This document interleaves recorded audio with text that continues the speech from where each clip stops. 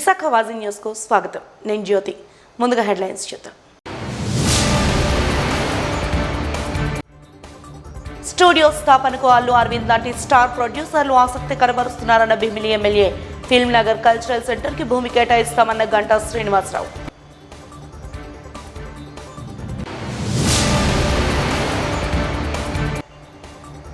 రాజ్యాంగానికి విరుద్ధంగా భారత పార్లమెంట్లో వక్ఫ్ బోర్డు సవరణ చట్టాన్ని చేయడాన్ని, దాన్ని అమలు చేయడాన్ని వ్యతిరేకిస్తున్నామన్న సిపిఐ. బిల్లును వెంటనే రద్దు చేయాలని డిమాండ్ చేసిన జవి సత్యనారాయణమూర్తి.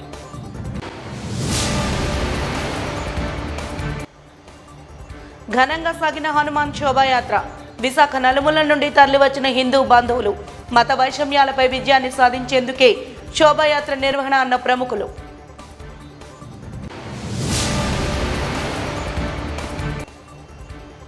ఇక వివరాల్లోకి వెళ్తే, సినిమా పరిశ్రమను తరలించడం ద్వారా విశాఖను సినీ హబ్గా తీర్చిదిద్దడానికి ప్రభుత్వం కృషి చేస్తోందని భీమిలి ఎమ్మెల్యే గంటా శ్రీనివాసరావు తెలిపారు. హైదరాబాద్లో సినీ పరిశ్రమకు కేర్ ఆఫ్ అడ్రస్గా ఉన్న ఫిల్మ్ నగర్ కల్చరల్ సెంటర్ను విశాఖలో ఏర్పాటు చేయడం కూడా దీనికి ఒక కారణంగా పేర్కొన్నారు. కేవలం ఒక క్లబ్గానే కాకుండా సినీ సాంకేతిక నిపుణులకు ఇక్కడ శిక్షణ ఇవ్వాలన్న ఆలోచన ఉందని తెలిపారు. తిమ్మాపురం సమీపంలోని ఫిల్మ్ నగర్ సెంటర్ను శనివారం సందర్శించిన ఆయన తనను కలిసిన మీడియాతో మాట్లాడారు. తగిన మౌలిక సౌకర్యాలు కల్పిస్తే విశాఖ రావడానికి అనేక మంది నటీనటులు ఆసక్తి చూపిస్తున్నారని, ప్రభుత్వం ఆ దిశగా ప్రయత్నాలు మొదలుపెట్టిందన్నారు. అల్లు అరవింద్ వంటి స్టార్ ప్రొడ్యూసర్లు సైతం స్టూడియో స్థాపనకు ఆసక్తి కనబరుస్తున్నారని తెలిపారు. సుమారు మోర్ దెన్ 3 years అయింది. అప్పుడు నేనేమి రాజకీయ ప్రజాప్రతినిధి కాదు. నేను ముందు మెంబరు, తర్వాత రాజకీయంలోకి ఎన్నికవటం జరిగింది. ఇది కూడా గమనించవలసిన అవసరం ఉంది. ఇది ఒక్కటే కాకుండా దీనికి సంబంధం లేనటువంటి విషయము. ఇప్పుడు గౌరవనీయులు రామ్మోహన్ నాయుడు గారు, ఏవియేషన్ మంత్రి గారు కూడా విశాఖపట్నం ఉన్నారు. వారితో పాటు గంటా శ్రీనివాసరావు కూడా వారిని కలవటం జరుగుతుంది. విశాఖపట్నానికి విజయవాడకి ఎయిర్ ఏవియేషన్ నుంచి కనెక్షన్ అనేది కట్ అయిపోయింది. అంటే విశాఖపట్నం నుంచి విజయవాడకి ఉదయం ఇదివరకు 2 ఫ్లైట్స్ ఉండేవి. ఇప్పుడు ఒక్క ఫ్లైట్ కూడా లేదు. ఉదయం కేవలం సాయంత్రం 2 ఫ్లైట్స్ ఉన్నాయి తప్ప ఉదయం లేని వలన విశాఖ ప్రజలే కాకుండా విజయనగరం, శ్రీకాకుళం అందరూ కూడా బిజినెస్ పీపుల్ అనేది చాలా నిరుత్సాహమైన పరిస్థితిలో ఉంది. నేను ఇప్పుడు మీ అందరి ద్వారా నేను గంటా శ్రీనివాసరావుని కోరుతున్నాం. తప్పనిసరిగా అక్కడ ఏదైతే వైజాగ్ టు విజయవాడ ఉదయం ఫ్లైట్ కూడా ఉండేటట్టు చేయవలసిందిగా మరి ఒక్కసారి ప్రజలందరి తరఫున కూడా గౌరవనీయులు రామ్మోహన్ నాయుడు గారిని, అట్లాగే గంటా శ్రీనివాసరావు గారిని నేను రిక్వెస్ట్ చేస్తాను. ఏదైతే ఆ రోజు 2015 ఇందాక చెప్పింది మీకు స్టార్టింగ్లో, అదే ఎందుకు అసలు ఫిల్మ్ నగర్ క్లబ్ పెట్టాలంటే, ఈరోజు ఫిల్మ్ యాక్టివిటీకి సంబంధించి ఒక care of address centre, producers, ఆర్టిస్టులు, టెక్నీషియన్స్ మొత్తం అందరూ కూడా ఉండేదానికి ఒక కేర్ ఆఫ్ అడ్రస్ ఉంటుంది. దానికి మేము ఆ రోజు అనుకుంది ఏంటంటే, ఒక కేవలం క్లబ్ అంటే ఏదో కార్డ్స్, స్పోర్ట్స్ ఇవే కాదు, టెక్నీషియన్స్కి ట్రైనింగ్ ఇచ్చే విధంగా ఒక డైరెక్షన్ డిపార్ట్మెంట్లో, లేకపోతే మిగతా అందరూ గ్రాఫిక్స్ ఏదైతే లేటెస్ట్ ట్రెండ్ ఉందో అవన్నిటిలో.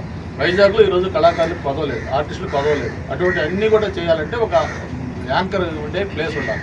దానికి ఇది బాగుంటుంది ఉద్దేశంతో దానికి అనుకున్నాం. డెఫినెట్గా ఈరోజు హైదరాబాద్లో ఫిల్మ్ క్లబ్ ఎలాగా film industry care of address దాన్ని మించిన ప్లేస్ గురించి తయారు చేయాలని చూసుకుంటున్నాం. మీకు తెలుసు, గతంలో కూడా విశాఖపట్నం అంటే ఒక సెంటిమెంట్. సినిమాలు తీయాలంటే బాలచంద్ర గారు కావచ్చు, భారతరాజు గారు, లేకపోతే రాఘవేంద్ర గారు కావచ్చు, తీసిన ప్రతి సినిమాలు కూడా ఎంతో కొంత పాటే కనిపిస్తే హిట్ అవుతున్న సెంటిమెంట్.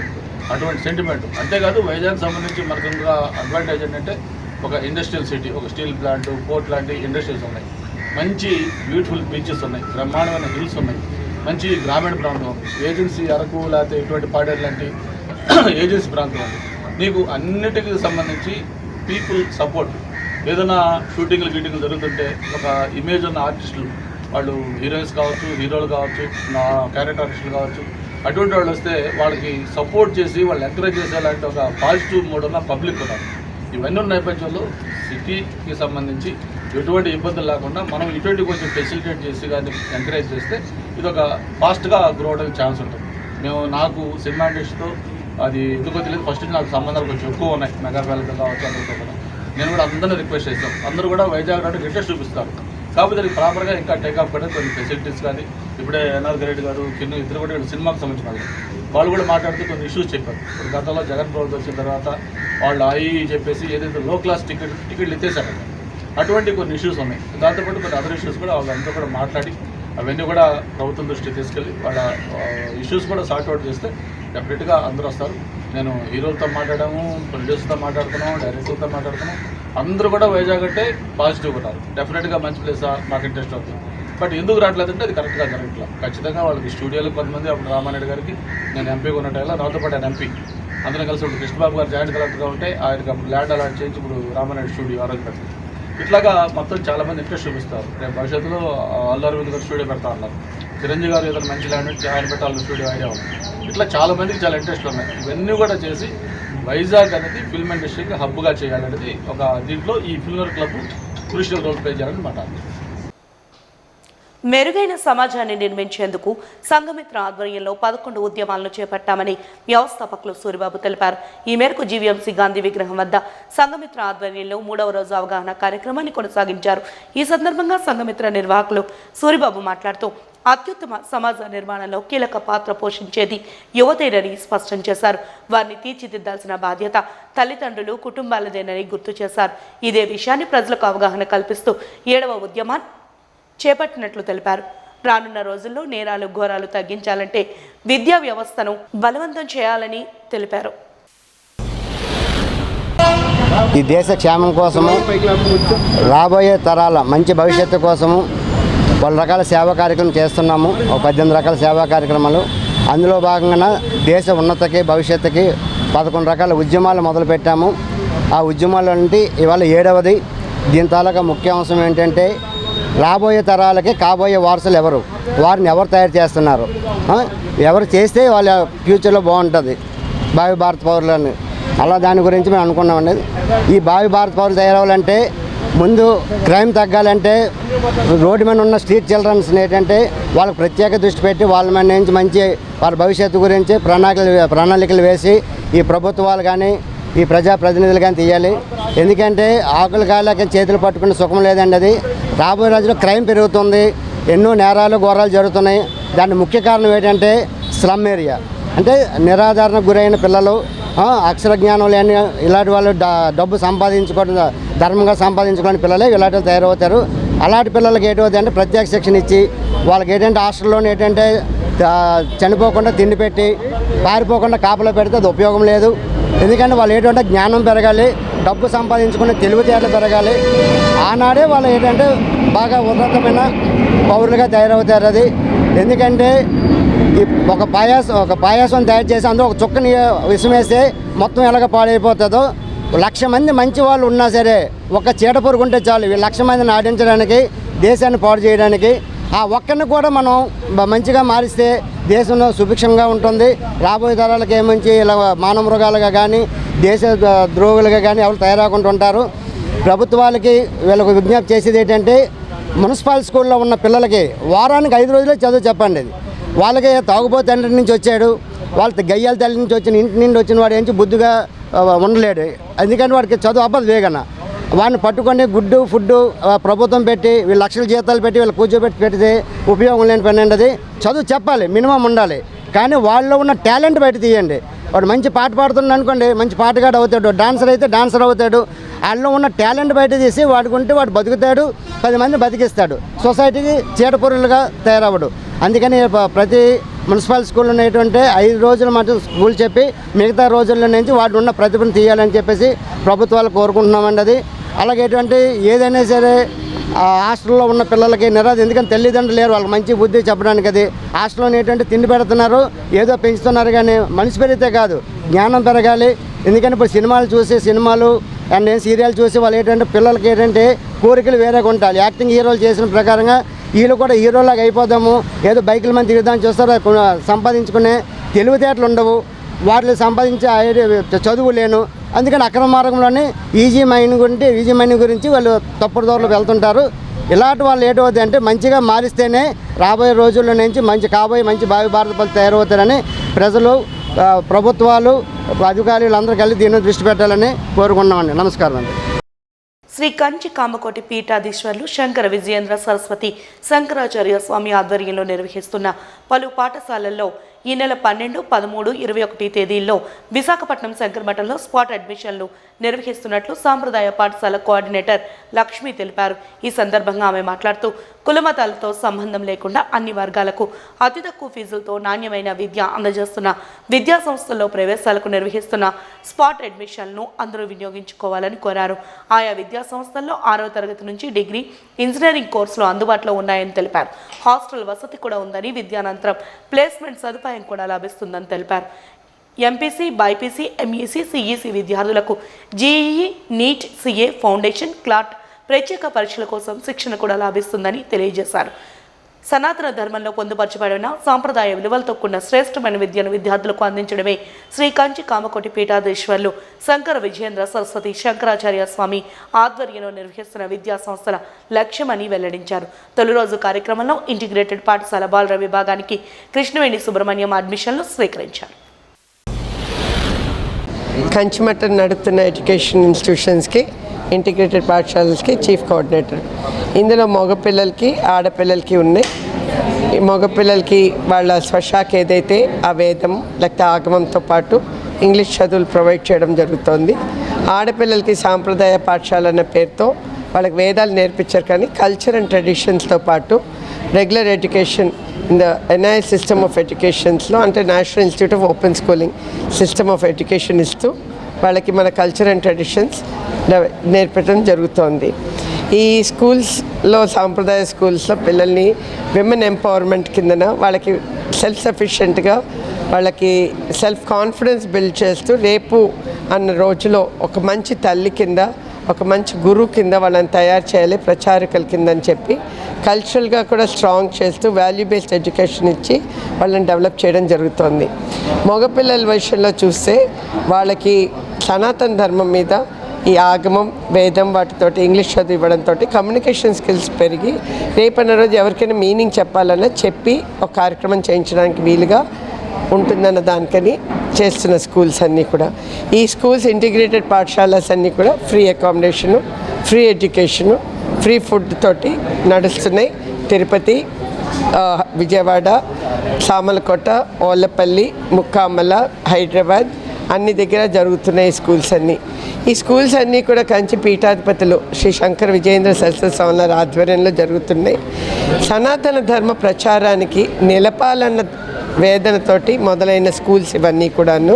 సో ఈ పిల్లలు పూర్తిగా 4వ క్లాస్, 5వ క్లాస్లో మగపిల్లలు, 6వ క్లాస్, 7వ క్లాస్ ఆడపిల్లలకి ప్రవేశం ఉంటుంది. చివరి డిగ్రీ, యూనివర్సిటీ కోర్సుల దాకా కూడా ఫెసిలిటేట్ చేయడం జరిగింది. సో ఇవన్నీ ఒకసారి జాయిన్ అయ్యి మొత్తం అన్నీ నేర్చుకుని వాళ్ళకి భవిష్యత్తులో మంచి పౌరుల కింద బయటకు రావాలన్నది కోరుతున్నాము. మధ్యలో డ్రాప్ అయితే ఈ నేర్చుకునే సనాతన ప్రచారాలు పోతాయన్న దృష్టితో జాయిన్ అయిన వాళ్ళందరూ కూడా కంటిన్యూస్గా ఇక్కడ చదవాలన్నది కోరుతున్నాం. పొదిలి అనే గ్రామంలో 31 ఎకరాల ల్యాండ్లో ఒక సిబిఎస్ఈ స్కూల్ పెట్టడం జరిగింది. దానికి బ్రాహ్మణ హాస్టల్ కూడా కట్టడం జరిగింది. అక్కడ మంచి స్పోర్ట్స్ ఫెసిలిటీ తోటి, గోశాలతోటి, పబ్లిక్ హెల్త్ సెంటర్ తోటి ఒక చిన్న మోడల్ స్కూల్ కింద డెవలప్ చేస్తున్నారు స్వామివారు. దానికి ఇప్పుడు ఆల్ హిందూ కమ్యూనిటీస్కి అందరికీ కూడా జనరల్ హాస్టల్ కూడా కట్టడానికి ప్రయత్నం జరుగుతుంది. ఒక ఏడాది లోపల ఆ హాస్టల్ కూడా రెడీ అవుతుంది.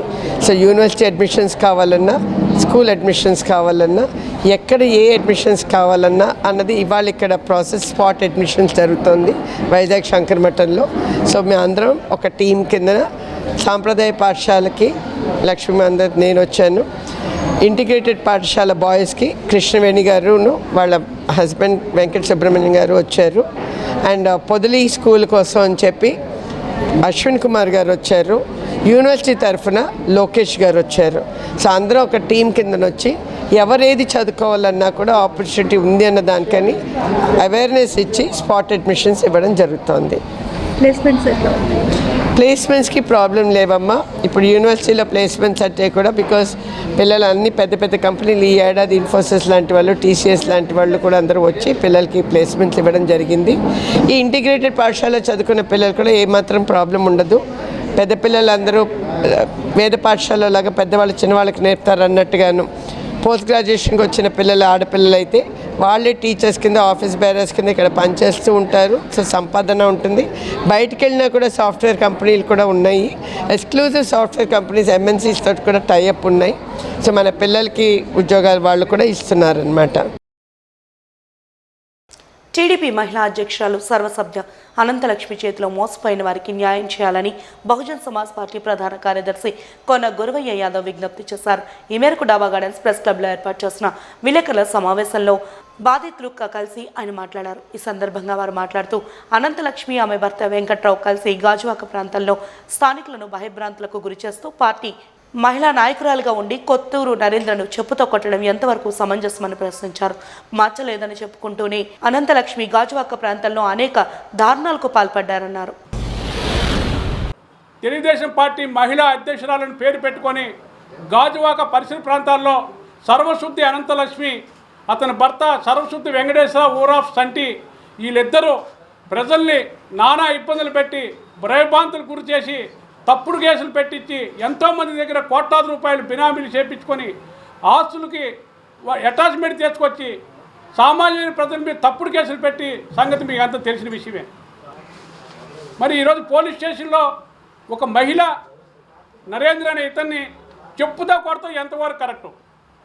తను మళ్ళా మన ప్రెస్ మీట్ పెట్టి నా మీద మచ్చలేదు, నేను హరిశ్చంద్రరాల్ని, నేను నీతి నిజాయితీ కట్టుపడ్డాను, పార్టీని అడ్డం పెట్టుకొని కొంతమంది వ్యక్తులు నా మీద బురద చల్లారు అనే రకంగా మాట్లాడిన సంగతి మీ అందరూ తెలిసిన విషయమే. మరి నేను ఒకటి అడుగుతా ఉన్నాను, అనంతలక్ష్మి నీ మీద మచ్చలేదన్నావు. జాజుల కనకమ్మ సర్వే నెంబర్ 137/1 42 సెంట్లు భూమిని నువ్వు కబ్జా చేయలేదా? దొంగ డాక్యుమెంట్ పెట్టి 2019లో కేసు చేయలేదా? ఇంకొకటి వెలమ వెంకటరమణ, మీరున్నాడు లక్కిరెడ్డిపాలెం కాపు సామాజిక వర్గం సంబంధించిన వ్యక్తి, ఇతని దగ్గర మీరు 20 లక్షలు తీసుకొని పనికిమాల లాంటి రిజిస్ట్రేషన్ చేయలేదా? కాకపోతే జరిగింది ఏంటంటే ముందు 2 లక్షలు ఇచ్చాక ఎవరైనా నమ్ముతాం కదండి, నమ్ముతామా లేదా ఎవరైనా సరే, ఎందుకంటే నమ్మకూడదు డబ్బులు ఇచ్చిన తర్వాత మిగతా ఎక్కడ పోతుందని చెప్పి అందులో కూడా తమ్ముడు తమ్ముడు తమ్ముడు అని చెప్పన్నారన్నమాట. అండ్ నాకు కూడా కొంచెం అభిమానం అనిపించింది, ఎందుకంటే నాకు సొంత అక్క చెల్లెలు ఎవరు లేరండి. సో ఆవిడ ఎప్పుడైతే తమ్ముడు అనిపించిందో నాకు ఒక సోదరభావంగా అనిపించింది అన్నమాట. సో అప్పుడు అనిపించింది కానీ ఆవిడకి ఛాన్స్ కూడా జరిగింది. అప్పుడు ఆవిడ ఏం చేసింది, పార్ట్నర్స్ అందరూ గొడవ పెట్టింది. ఏమని, వీళ్ళు బిల్డింగ్ కొనుక్కుంటున్నారు లేకపోతే కార్లు కొనుక్కుంటారని చెప్పని. సార్ మా నాన్నగారు వచ్చేసి వెల్డింగ్ చేసుకుంటూ మాకు బేగా ఆశ్రయం లేవండి. మా నాన్నగారు వెల్డింగ్ చేసుకుంటూ దుబాయ్ అవి వెళ్ళి మొత్తం కష్టపడి నన్ను మా తమ్ముడిని గ్రాడ్యుయేట్ చేశారు, నన్ను మాస్టర్స్ చేయించారు, మా తమ్ముడిని బీటెక్ కూడా చదివించారు అనమాట.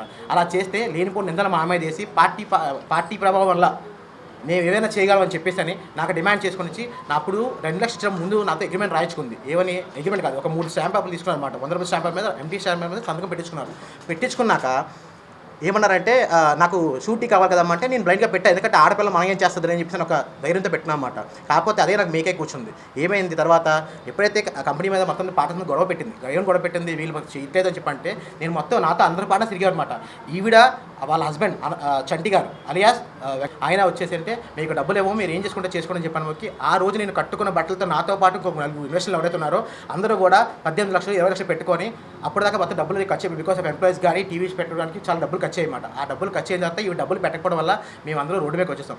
అందులో ఒక వ్యక్తి నాకు బాగా మా మానవకి బాగా ఆప్తున్న ఒక వెంకటప్పారావు గారు అని చెప్పేసి ఈరోజు సర్పంచ్, ఆయన వైసీపీ సర్పంచ్ అనమాట. ఆయన కూడా అప్పుడు కొత్తగా పెళ్ళి అయితే ఆ పెళ్ళైన వాళ్ళ వైఫ్ బంగారం తాకట్టు పెట్టి అతను ఇన్వెస్ట్ చేశారు. సో ఇవి నమ్ముకున్నందుకు మొత్తం మేము పార్ట్నర్ రోడ్డు మీదకి వచ్చేసాం అనమాట. ఒక ఎంబీఏ గ్రాడ్యుయేట్ నేను, మా తమ్ముడు, మిగతా ఫ్యామిలీ 4 ఫ్యామిలీకి రోడ్డు మీదకి వచ్చేసిన తర్వాత కూడా సరే ఓకే అనుకుంటే ఆ స్టాంప్ పేపర్ ఎప్పుడైతే మేము ఎప్పుడైతే ఇచ్చామో నమ్మకంగా ఇచ్చినకి ఆ స్టాంప్ పేపర్ మిస్యూజ్ చేసుకొని కోర్టులో కేసు వేశారు. ఏమని, మా అప్పు ఇవ్వాలని చెప్పేసాను అని కేసు వేస్తే దానికి కోర్టు వచ్చేసి 8 లక్షలు ఇచ్చిందన్నమాట. దాని తర్వాత నాకు హార్ట్ ప్రాబ్లం ఉండడం వల్ల నేను కొంచెం హైకోర్టుకి వెళ్ళలేకపోయాను, కొంచెం గ్యాప్ తీసుకున్నాను అనమాట. సో అది ఎవరైనా కక్షోభాలో పెట్టుకొని నేనండి లాస్ట్ ఇయర్ వరకు నేను బీహెచ్పీలో ఉండేవన్నమాట.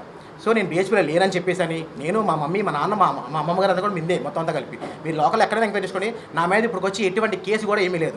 ఇప్పుడు వచ్చి పోలీస్ స్టేషన్ ఒక అడుగు కూడా ఇప్పుడు వచ్చి పెట్టలేదు. అలాంటిది నేను మొన్న మా చెల్లెలు గారికి మా చెల్లికి వచ్చేసి పెళ్లి సంబంధం అవుతుందంటే ఆ పెళ్లి సంబంధంలో కూర్చుంటే ఇద్దరు పోలీస్ స్టేషన్ నుంచి వాళ్ళు కేసు ఫైల్ చేసి నన్ను తీసుకొచ్చి నేను రవి గారితో కూర్చున్నా.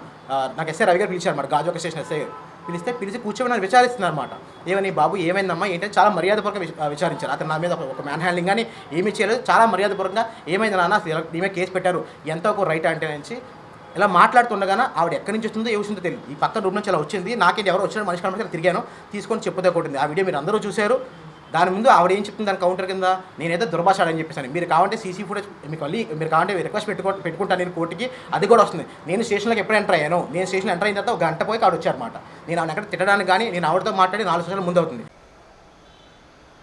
రాజ్యాంగానికి విరుద్ధంగా భారత పార్లమెంట్లో వక్ఫ్ బోర్డు సవరణ చట్టాన్ని చేయడాన్ని, దాన్ని అమలు చేయడాన్ని వ్యతిరేకిస్తూ సిపిఐ ఆధ్వర్యంలో దేశవ్యాప్తంగా నిరసన కార్యక్రమాలు జరుగుతున్న నేపథ్యంలో సిపిఐ విశాఖ జిల్లా సమితి ఆధ్వర్యంలో జీవీఎంసీ గాంధీ విగ్రహం వద్ద వక్ఫ్ బోర్డు సవరణ చట్టానికి వ్యతిరేకంగా నిరసన బాటపట్టారు.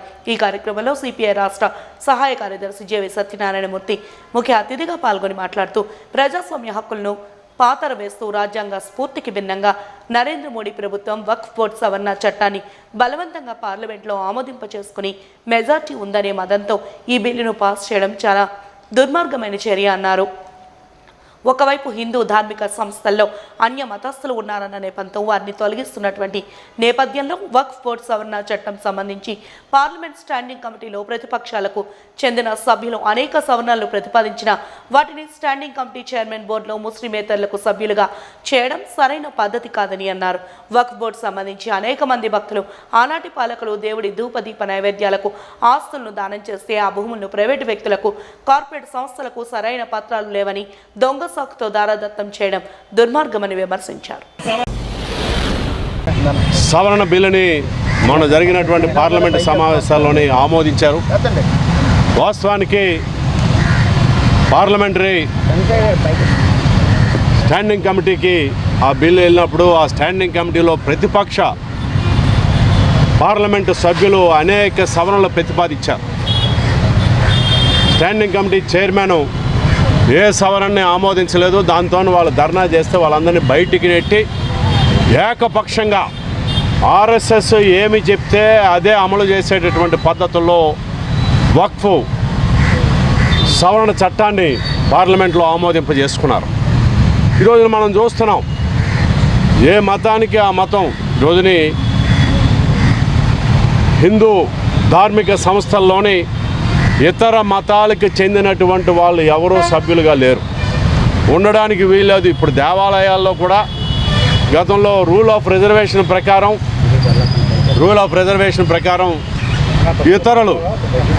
ఇతర మతాలకు చెందినటువంటి వాళ్ళు ఉంటే వాళ్ళందరినీ కూడా మేము తీసేస్తాము, ఇతర సంస్థలకు బదిలీ చేస్తామని చెప్పని బదిలీ చేసేసారు.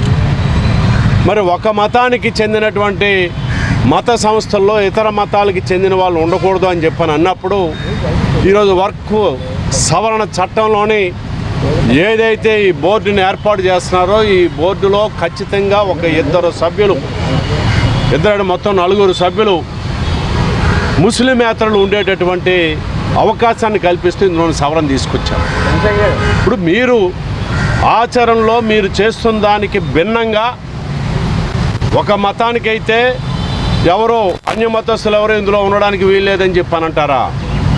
అదే ఇతర మైనారిటీ మతాలకు చెందినటువంటి చట్టాలకు సంబంధించి వస్తే అందులో మటుకు ఆ మతానికి చెందినటువంటి వాళ్ళు ఒక 2, 3 లేకపోతే 4 సభ్యులుగా ఉండాలి. దీనిలోని పార్లమెంటు సభ్యులకి అవకాశం కల్పించారు. పార్లమెంటు సభ్యులు ఖచ్చితంగా ముస్లింలై ఉండాల్సిన అవసరం లేదన్నారు. అందులోని 2 సభ్యులు వస్తారు.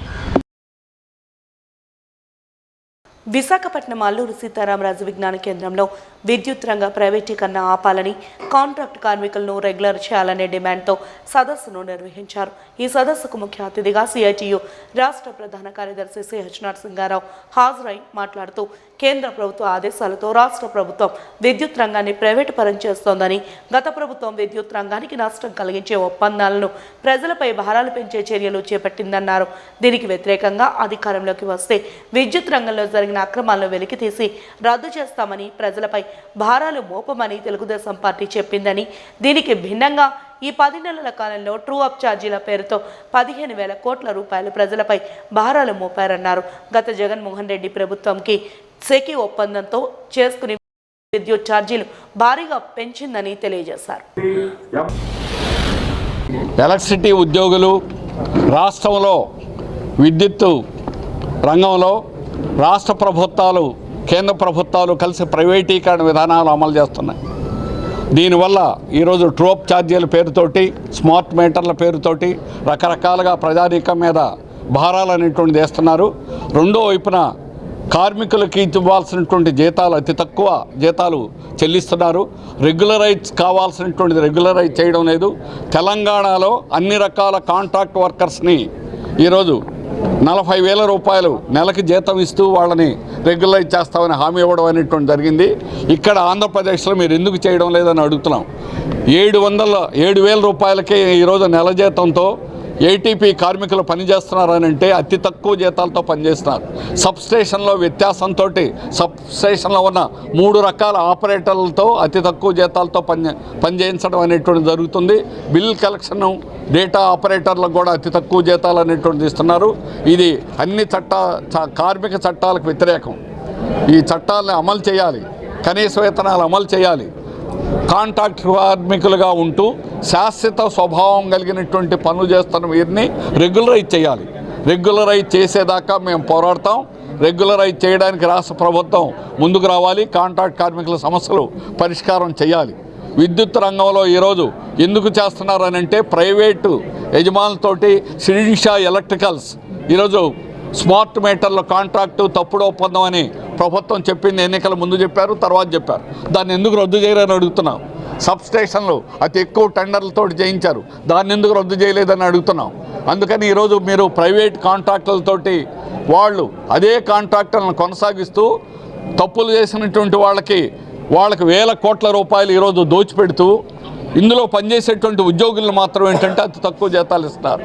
అందుకని ప్రైవేటీకరణ విధానాలు మీరు అమలు చేయడం వల్లనే ఈరోజు ప్రజల మీద భారం పడుతుంది, కార్మికుల మీద కూడా తీవ్రమైనటువంటి నష్టపోతూ ఉన్నారు. అందుకని ప్రజలు కార్మిక వర్గం కలిసి రాబోయే కాలంలో పెద్ద ఉద్యమాలు నిర్మిస్తాం. విద్యుత్ విధానాన్ని మారుస్తాం. విద్యుత్ విధానాన్ని మార్చేదానికోసం యావత్ ప్రజానీకం కూడా కలిసి రావాలని కోరుతున్నాం. కేంద్ర రాష్ట్ర పరిధిలో 1 నేషన్ 1 ట్యాక్స్ 1 మార్కెట్ లక్ష్యంతో జీఎస్టీ పనిచేస్తుందని GST commissioner P Anand Kumar తెలిపారు. సిహాస్ జంక్షన్లోని జీఎస్టీ కార్యాలయంలో జరిగిన మీడియా సమావేశంలో ఆయన మాట్లాడారు. ప్రధాని మోడీ ఆశయం మేరకు జీఎస్టీ పనిచేస్తుందన్నారు. వ్యాట్ ఇతర ట్యాక్సులను కలిపి ఒకే ట్యాక్స్గా జీఎస్టీ వచ్చిందని తెలిపారు. ఈ గుంటూరు జీఎస్టీ ఆడిట్ కమిషనరేట్ ఎగ్జిస్టెన్స్కి వచ్చి 11 years అవుతుంది. అంటే జీఎస్టీ రాకముందు కూడా ఆడిట్ కమిషనరేట్ ఉండేది. 2014లో ఈ కమిషనరేట్ కేమ్ ఇంటూ ఎగ్జిస్టెన్స్. పేరైతే గుంటూరులో పెట్టుకున్నాము, కానీ విశాఖపట్నంలో ఉంటున్నాము. దానికి కారణం ఏంటంటే బ్రిటిష్ టైమ్స్ నుంచి ఇక్కడ కస్టమ్ హౌస్ ఉండేది. కస్టమ్ హౌస్ మాకు ప్రిమైసెస్ ఉంది, ఇన్ఫ్రాస్ట్రక్చర్ ఉంది. తర్వాత జీఎస్టీ భవన్ కూడా వచ్చింది. అంతకుముందు సెంట్రల్ ఎక్సైజ్ భవన్ ఉండేది. అందుకని ఇక్కడ ఇన్ఫ్రాస్ట్రక్చర్ ఉంది, ఇక్కడ పెట్టాము. అయితే మా ఆఫీస్ గుంటూరులో ఉంది. అలానే ఇందాక మీకు చెప్పినట్టు రాజమండ్రిలో ఉంది, నెల్లూరులో ఉంది, తిరుపతిలో కూడా ఉంది. అయితే మేము ఒక నిర్ణయం తీసుకున్నాము. రానున్న కాలంలో ఈ గుంటూరు జీఎస్టీ ఆడిట్ కమిషనరేట్ని గుంటూరుకి తరలించాలని. బిఎస్ఎన్ఎల్ ప్రాపర్టీ 3 acres ఉన్నది. ఆ 3 acresని ఇంతకుముందు జీఎస్టీ గుంటూరు కమిషనరేట్ వాళ్ళు ఎక్వైర్ చేసి మాకు కొంత స్పేస్ ఇవ్వాలని అనుకున్నారు. అయితే అది నత్తనడక నడుస్తుంది. అందుకని నేను మా అధికారులకు చెప్పి మనం తీసుకుందామా అంటే చాలామంది అధికారులు ఉత్సాహపడ్డారు. వాళ్ళ ఉత్సాహాన్ని చూసిన తర్వాత నాకు కూడా ఉత్సాహం వచ్చింది. ఇప్పుడు 3 acres ల్యాండ్ గుంటూరులో తీసుకుని అక్కడ మరి సిజిఎస్టీ ఆడిట్ ఆంధ్రప్రదేశ్ భవను, తర్వాత అఫీషియల్ ఆఫీస్ బిల్డింగు, తర్వాత రెసిడెన్షియల్ ప్రిమైసెస్. మా ఆఫీసర్స్ ఇప్పుడు 130 మంది ఉన్నాము. రానున్న కాలంలో ఇంకా పెరగడానికి అవకాశం ఉంది. ఒక 200 మంది అనుకోండి. ఆ 200 మందికి కావాల్సిన ఆధునికమైనటువంటి వసతులు, అక్కడ జిమ్నాజియము, స్ప్రాలింగ్ పార్క్స్, తర్వాత మరి కమ్యూనిటీ హాలు, ప్లే గ్రౌండ్స్. ఇవన్నీ ఎందుకు చెప్తున్నానంటే మీ అందరికీ తెలుసు, మరి స్టేట్ జిఎస్టీలో ఒక సర్కిల్ అని ఉంటుంది, బేసిక్ ఫంక్షనల్ యూనిట్. అక్కడ 10 నుంచి 25 మంది ఆఫీసర్స్ స్టాఫ్ ఉంటారు. ఇక్కడ మాకు రేంజ్ ఉంది. సేమ్ సెటప్ మాకున్న బేసిక్ ఫంక్షన్ ఇద్దరమే ఉన్నాం.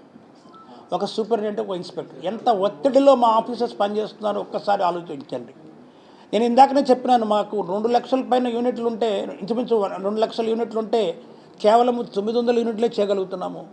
ఆ 900లో కూడా 700 చేయగలిగినాము లాస్ట్ ఇయర్. మరి నాకున్నటువంటి అధికారులు ఈచ్ గ్రూప్ 3-4 ఎంత స్ట్రెస్లో పని చేస్తారో మీరు ఆలోచించారు. అందుకని వాళ్ళకి ఆధునిక వసతులతో మరి వాళ్ళకి వెల్ఫేర్ పాయింట్ ఆఫ్ వ్యూలో వాళ్ళకి వెల్ఫేర్ ఇది మనం చేయాలని నిశ్చయించుకున్నాము.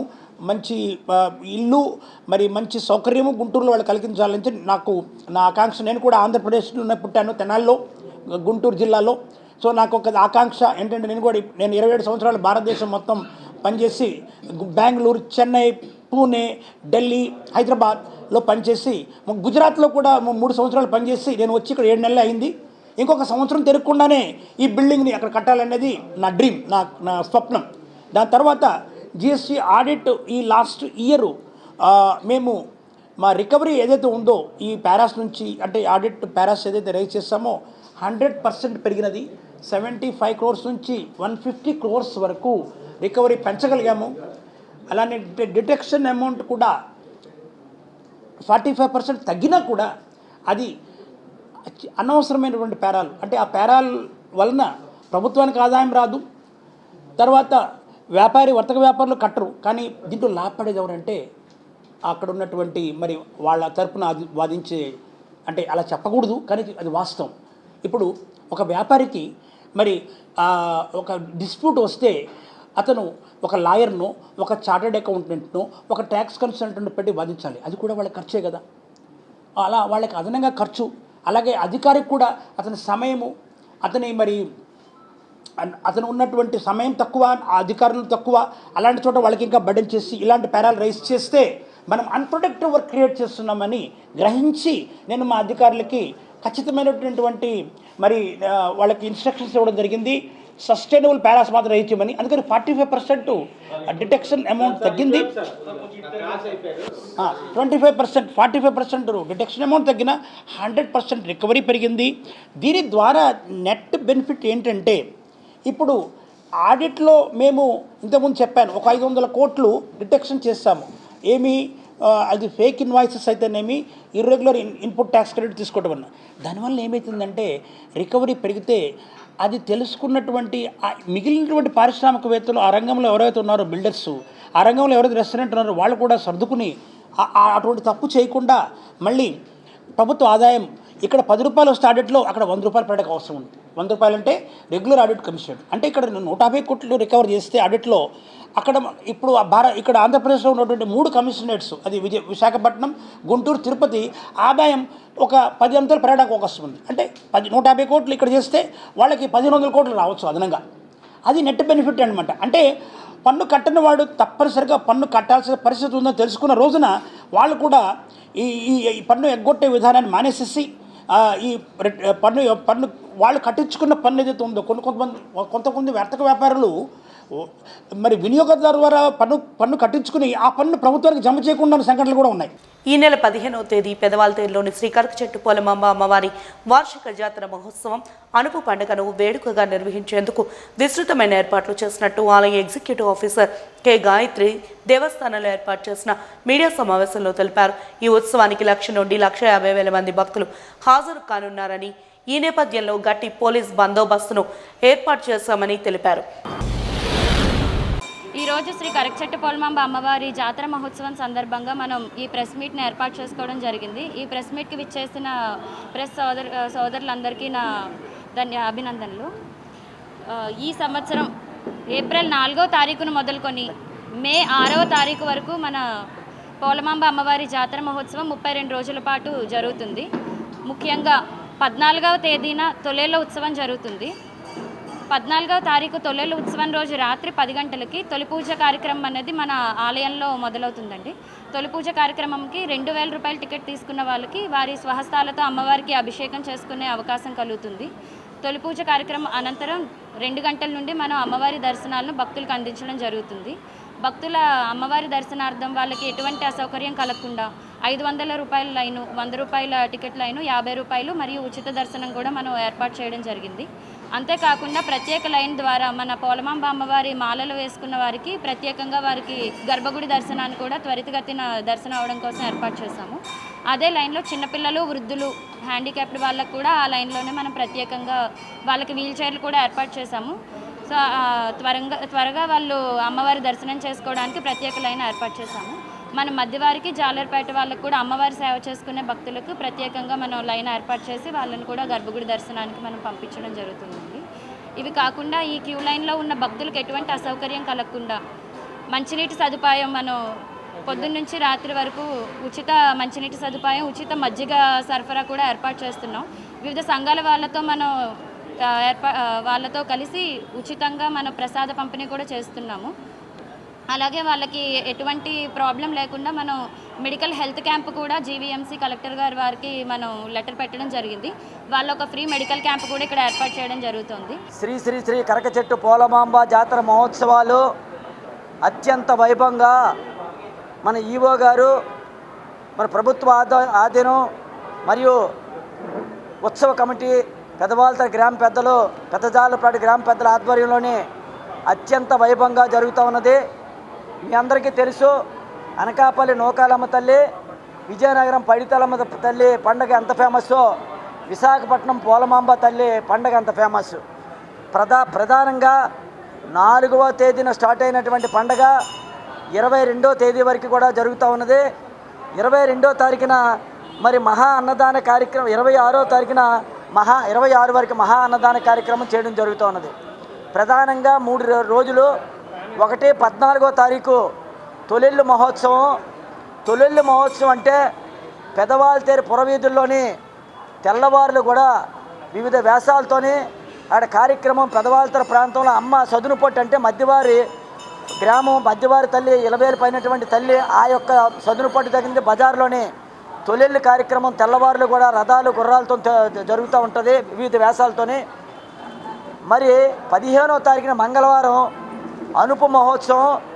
అనుప మహోత్సవం రోజున అత్యంత వైభవంగా సాయంత్రం ఉదయం నుంచి కూడా తండోపతండాలుగా 14 గ్రామాల ప్రజలు కూడా పోలమాంబ తల్లి గుడికి వచ్చి వివిధ మొక్కులు తీర్చుకొని కరెక్ట్గా సాయంత్రం 5 గంటలకి అమ్మవారు గాంధీ సెంటర్ దగ్గర నేల వేషాలు, పులి వేషాలు, బల్ల వేషాలు, తప్పిడి గుళ్ళు, కోలాటకాలు, చెక్క భజనలు, అమ్మవారి డ్యాన్సులు వివిధ రూపాలతోనే అమ్మవారు ఊరేగింపు పెదవాల్తేరు గాంధీ సెంటర్ నుంచి పెదవాల్తేరు బజారు, అక్కడ ప్రధాన స్టేజ్ మా గ్రామ పెద్దలు ఉంటారు, అక్కడ పర్యవేక్షణలోని పురవేదులన్నీ తిరిగి ఈ అమ్మవారి ప్రాంతానికి 10 గంటలకు కూడా 9:30, 10 గంటలకు చేరుకోవడం జరుగుతూ ఉంది.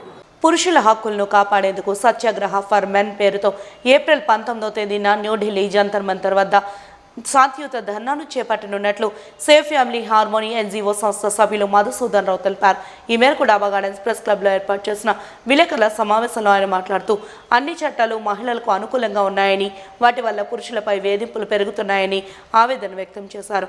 మహిళలతో సమానంగా సమాజంలో పురుషులకు కూడా రక్షణ చట్టాలను ఏర్పాటు చేయాలనే డిమాండ్తో జంతర్ మంతర్ వద్ద శాంతియుత ధర్నాలు చేపడుతున్నట్లు వెల్లడించారు. సమాజంలో లింగ వివక్ష చూపకుండా న్యాయాన్ని అందించాల్సిన బాధ్యత రాజ్యాంగంపై ఉందని గుర్తు చేశారు. మా తాలూకా మెయిన్ మోటో ఏంటంటే ఈ మ్యాట్రిమోనియల్ ఇష్యూస్లో చాలామంది సఫర్ అవుతున్నారు. సో ఆ రోజు నుంచి ఈ రోజు వరకు దానికి సంబంధించింది లీగల్గా అవేర్నెస్ క్రియేట్ చేయడం, ఒక ఎన్జిఓ ఫ్రీగా ఎవరైతే విక్టిమ్స్ ఎవరైతే వీక్లీ మీటింగ్స్ వస్తున్నారో వాళ్ళందరికీ సపోర్ట్ చేయడం. మా తాలూకా 98% ఫాల్స్ కేసెస్ అని కొట్టేస్తున్నారు. కానీ ఒకసారి ఫైల్ అయిన తర్వాత వాళ్ళు అరెస్ట్ అవ్వడం, వాళ్ళ జాబులు పోవడం, పిల్లలిద్దరూ సపరేట్ అయిపోవడం, వాళ్ళ life both side parties life ruin అవుతుంది. అది యాక్చువల్గా 498 అన్నదే తీసేయమంటున్నాం. ఈరోజు ఇక్కడ మనం గ్యాదర్ అయింది ఏంటంటే సత్యాగ్రహ. ఎంతోమంది అమాయకులు సూసైడ్ చేసుకుంటారు అండి. మ్యాట్రిమోనియల్ ఇష్యూస్ అన్నిటికీ మేము రిలివెంటే. మ్యాట్రిమోనియల్ ఇష్యూస్ అన్నిటికీ మేము రిలివెంటే. దీనికి సంబంధించిందే మనం చట్టాలని సవరించి బయాసిడ్ లేకుండా, అంటే లింగ వివక్ష లేకుండా అంటే ఒక లేడీ, ఇప్పుడు సపోజ్ మీకు ఒక చిన్న ఉదాహరణ చెప్తాను చూడండి. ఒక జంట్ ఒక పోలీస్ స్టేషన్కి వెళ్ళి, సార్ నా వైఫ్ నాతో ర్యాష్గా ఉంటుంది, నన్ను కొడుతుంది, తిడుతుంది అంటే ఇక్కడ చాలామందికి అది నవ్వులాటగా ఉంటుంది. యాక్చువల్గా అటువంటిది ఫేస్ చేస్తున్నారు ఈరోజు చాలామంది ఉన్నారు, బయటికి రారు. ఆ వ్యక్తి వెళ్ళి పోలీస్ స్టేషన్లో కంప్లైంట్ చెప్తే నువ్వేం మగుడోరా 4 పీకే అని పోలీసులు చెప్తారు.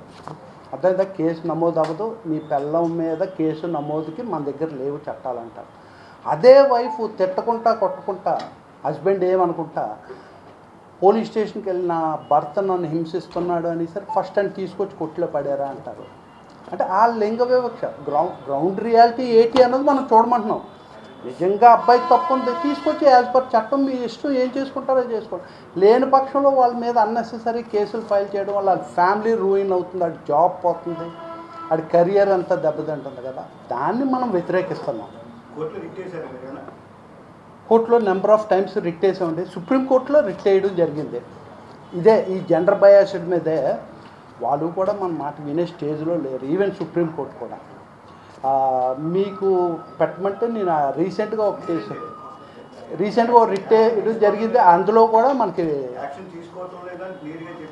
అది 6 సంవత్సరాలు ప్రేమించుకున్నారు. ఇద్దరు ఎంఎస్సీ అగ్రికల్చరు. మా అబ్బాయి MSc AG is bank manager, ఆమె అగ్రికల్చర్ ఆఫీసరు. పెళ్ళైనటువంటి 5 సంవత్సరాలు పాప పుట్టిన తర్వాత ఆవిడ నువ్వు నాకు సమాజంలో గౌరవం లేదు, నేను ఇంటర్ క్యాస్ట్ వాడిని తక్కువ కులం వాడిని చేసుకున్నాను కాబట్టి అనేసి మా మీద, నా కొడుకు మీద, మా అబ్బాయి మీద, నా మీద, అందరి మీద మెయింటెనెన్స్, తర్వాత డివిసి 498 3 కేసులు పెట్టారు. ఈ పరిస్థితుల్లో వాడు బాగా డిస్టర్బ్ అయిపోయాడు. అనుకోని పరిస్థితుల్లో వాడు ఒక ఫ్రెండ్ ఇంటికి వెళ్ళాడు కాకినాడ. అక్కడ 2 ఫ్యామిలీస్ను మా వీళ్ళను వాళ్ళందరూ కలిసి మా అబ్బాయిని మర్డర్ చేసి హ్యాంగ్డ్ అని చెప్పి కేసు క్లోజ్ చేయడానికి ట్రై చేశాను. నేను దీన్ని హైకోర్టులో అప్పీల్ చేశాను. ఈ కేసు మా అబ్బాయిది మర్డర్ కేసు, ఇది పోలీసులు తహసీల్దార్ ఈ కేసుని క్లోజ్ చేయడానికి చట్టం ఒప్పుకోవడం లేదు, చట్టానికి వ్యతిరేకంగా పోతున్నారంటే హైకోర్టు నాకు ఆర్డర్ ఇచ్చింది. ఏమని రీఇన్వెస్టిగేషన్ చేసి ఈ కేసుని ఇది వెదర్ ఇట్ ఈజ్ హ్యాంగ్ మర్డరా ఏదనేసి వేశారు. అది కేసులో నడుస్తుంది. నాకు పోలీసులు సరిగా న్యాయం చేయడం లేదు కాబట్టి నేను హైకోర్టులో మళ్ళీ ఇంకొక మ్యాండమస్ పిటిషన్ న్యాచురల్ జస్టిస్ అని చెప్పేసి సిబిఐ ట్రాన్స్ఫర్ చేయని వేసాను. ఇప్పటికి 4 సంవత్సరాల నుంచి నడుస్తుంది నా కేసు. ఒకవైపు ఏమో డీవీసీ కేసులో విశాఖపట్నంలో 5 సంవత్సరాల నుంచి, హైకోర్టులో 4 సంవత్సరాల నుంచి నడుస్తుంది.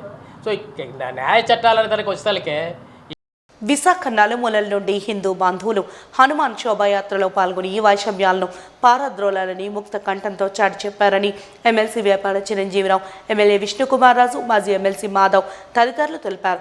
హనుమత్ జయంతిని పురస్కరించుకుని విశాఖ నగరంలో నిర్వహించిన హనుమత్ శోభాయాత్ర అకేపాలెం మ్యారెట్ హోటల్ దగ్గర ప్రారంభమై సాగర్ తీరానికి చేరుకుంది. ఈ సందర్భంగా పలువురు ప్రముఖులు మాట్లాడుతూ దేశవ్యాప్తంగా ఉన్న వైషమ్యాలను విజయం సాధించేందుకు గుర్తుగా పాదయాత్రలో నగర నలుమూలల నుండి భక్తులు పాల్గొనడం ఆనందంగా ఉందన్నారు. శోభాయాత్ర ప్రారంభం నుండి కాషాయ సంద్రంలా భక్తజన సందోహం ఉరకలు వేసింది. జై హనుమాన్ అనే నినాదాలు దారి పొడవునా హోరెత్తించాయి. కాషాయ జెండాలు రెపరెపలాడుతూ హనుమత్ విజయాన్ని చాటి చెప్పాయి.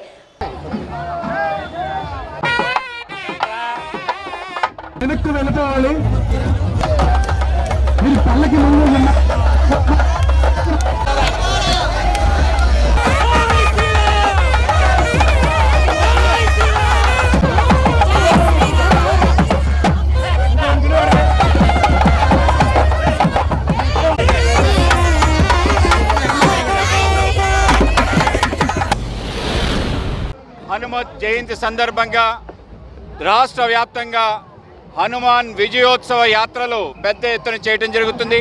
హనుమాన్ శోభాయాత్రలో పెద్ద ఎత్తున హిందూ బంధువులందరూ కూడా పాల్గొంటున్నారు. ఒక చైతన్యం రాష్ట్ర వ్యాప్తంగా రావటం జరిగింది. ఈరోజు జాతీయతే ప్రథమంగా పెట్టుకొని మనందరం కూడా హిందూ బంధువులందరూ ఏకతాటిపైకి వచ్చి తప్పనిసరిగా ఏవైతే వైషమ్యాలు ఉన్నాయో, ఏవైతే కుహనా సెక్యులర్ వాదాలు ఉన్నాయో వాటినన్నింటినీ తరిమి కొట్టడానికి, ఏవైతే దేశ వ్యతిరేక శక్తులు ఉన్నాయో వాటి పీచమర్చడానికి ఇటువంటి శోభాయాత్రలు నిర్వహిస్తున్నాం. ఇవాళ మొత్తం విశాఖపట్నం నలుమూలల నుంచి, ఆనందపురం నుంచి, గాజువాక నుంచి, పెందుర్తి నుంచి, అన్ని చోట్ల నుంచి 5 పెద్ద ర్యాలీలు ఇవాళ ఆర్కే బీచ్ దగ్గర పెద్ద ఎత్తున యొక్క శోభాయాత్ర చేయడం జరుగుతుంది. సుమారు సాయంత్రం 5 గంటల 20 నిమిషాలు అవుతుంది. అనుకున్న ప్రకారమే 5:30 గంటలకల్లా ఇక్కడ శోభాయాత్ర పార్క్ హోటల్ దగ్గర నుంచి కాళీమాత టెంపుల్ వరకు రాజకీయ పార్టీలకు అతీతంగా ధర్మాన్ని రక్షించడం గురించి, ధర్మ ప్రచారం గురించి చేస్తున్న అత్యంత అద్భుతమైన కార్యక్రమానికి అందరూ కూడా విచ్చేశారు. ఎమ్మెల్సీ గారు విచ్చేశారు, చిరంజీవి గారు విచ్చేశారు, వర్మ గారు విచ్చేశారు, అట్లాగే జనసేన పార్టీ నుంచి ఉషా కిరణ్ గారు, ఇంకా మిగిలిన అందరూ నాయకులు కూడా ఇక్కడ విచ్చేసి వాళ్ళు సంఘీభావం, ధర్మ రక్షణ గురించి సంఘీభావం తెలపడం అనేది చాలా చాలా సంతోషకరం. అందరికీ తెలుసు, ఎప్పుడైతే హనుమంతుడు మనకిచ్చి బలాన్ని ఇవ్వటము, తర్వాత అదొకటే కాకుండా విజయాన్ని ఇవ్వటము, ధైర్యం ఇవ్వటము, అన్నిటికీ కూడా ముందుగా ఉండే హనుమంతుడు అని చెప్పి అందరికీ తెలుసు. అటువంటి హనుమంతుడికి ఇవాళ ఆయన జన్మదిన రోజునాడు మనము ఆయనకి ఇటువంటి శోభాయాత్ర నిర్వహిస్తే, ఈరోజు అంతా కూడా హనుమాన్ శోభాయాత్ర చేసుకోవడం నిజంగా చాలా సంతోషం. హనుమాన్ జయంతిని పురస్కరించుకొని మరి ఈరోజు ఏప్రిల్ 12వ తారీఖు నుంచి మే 22వ తారీఖు వరకు 41 రోజులు కూడా హనుమాన్ జయంతి జరుగుతూ ఉంది. నిజంగా సనాతన ధర్మం గురించి అందరూ మాట్లాడతారు. మరి ఆ ధర్మాన్ని పాటించాలి. మరి హనుమంతుడు ఇంకా బతిగా ఉన్నాడని నమ్ముతాం. అందరు భగవంతులు ఉన్నప్పటికీ కూడా ఆంజనేయ స్వామి ఇంకా బతిగా ఉన్నాడని, చిరంజీవి అని మనందరం కూడా అంటాం. ఎవరికి చిన్న బాధ వచ్చినా కష్టం వచ్చినా కానీ హనుమంతుని తలుచుకుంటాం. హనుమంతుడంటే ఒక ధైర్యం, హనుమంతుడంటే స్వామి భక్తికి నిదర్శనం. ఇప్పటికీ మనం కష్టాల్లో ఉన్నప్పుడు, భయభ్రాంతులకు గురి చెందుతున్నప్పుడు హనుమంతుని గుర్తు చేసుకుంటాం. హిందూ తత్వాన్ని, హిందూ మతాన్ని కాపాడుకోవాల్సిన ఆవశ్యకత మనందరిపైన కూడా ఉంది. అందులో భాగంగా ఈరోజు పాల్గొనడం, ప్రజలందరూ దీనికి సంఘీభావం తెలియజేయడం చాలా సంతోషకరంగా ఉంది. ఇందులో పాల్గొన్నందుకు నేను సంతోషిస్తున్నాను. ప్రజలందరూ, ముఖ్యంగా హిందువులందరూ పాల్గొని దీన్ని దిగ్విజయం చేయాలని కోరుకుంటున్నాను. వాజీ న్యూస్ ముగించే ముందు హెడ్లైన్స్ మరొకసారి చూద్దాం. స్టూడియో స్థాపనకు అల్లు అరవింద్ లాంటి స్టార్ ప్రొడ్యూసర్లు ఆసక్తి కనబరుస్తున్నారన్న Bheemili MLA. Film Nagar cultural centre కి భూమి కేటాయిస్తామన్న గంటా శ్రీనివాసరావు.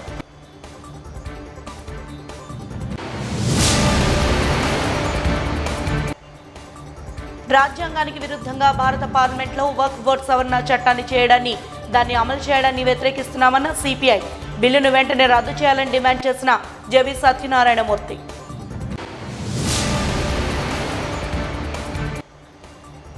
ఘనంగా సాగిన హనుమాన్ శోభాయాత్ర. విశాఖ నలుమూలల నుండి తరలివచ్చిన హిందూ బంధువులు. మత వైషమ్యాలపై విజయాన్ని సాధించేందుకే శోభాయాత్ర నిర్వహణ అన్న ప్రముఖులు.